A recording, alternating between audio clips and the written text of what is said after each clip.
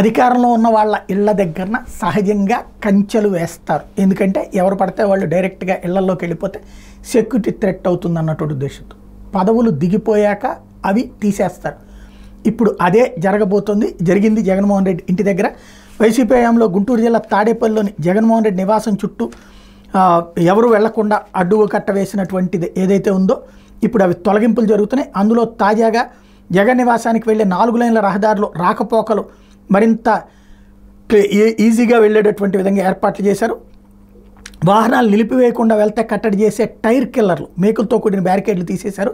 Hydraulic బుల్లెట్లను crane సాయంతో తీసేశారు. ఇవన్నీ విద్యుత్తో పనిచేస్తుంటే వీటితో పాటు రోడ్డు మీద వేసిన రెయిన్ ప్రూఫ్ టెంట్లు, ఆంధ్రరత్న పంపింగ్ స్కీమ్ వైపునున్న పోలీస్ చెక్ పోస్టులు కూడా ఎత్తేశారు. తొలగించిన సామాగ్రిని లారీలో తరలించారు. రహదారి వెంట కంటైనర్లు మాత్రం ఇంకా అట్లాగే ఉన్నాయి.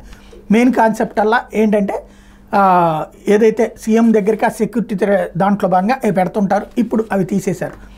సహజంగా ఇప్పుడు రోడ్డు ముందు నుంచి ఫ్రీగా వెళ్ళొచ్చు. ఇదివరకు చంద్రబాబు గారి ఇంటి ముందు నుంచి అట్లాగే ఫ్రీగా వెళ్ళే దారిని ఏర్పాటు చేసింది జగన్ సర్కార్. ఆ తర్వాత మళ్ళీ ఇప్పుడు ముఖ్యమంత్రి అయ్యాక ఆ రూట్లోకి రిస్ట్రిక్షన్ ఉంటాయి. ఇవి సహజ సిద్ధమైనవి. కాకపోతే దీంట్లో ఎవరి కోణంలో వాళ్ళు వర్ణించేటటువంటి లేదా వక్రీకరించే విధానాలు ఉంటూ ఉంటాయి.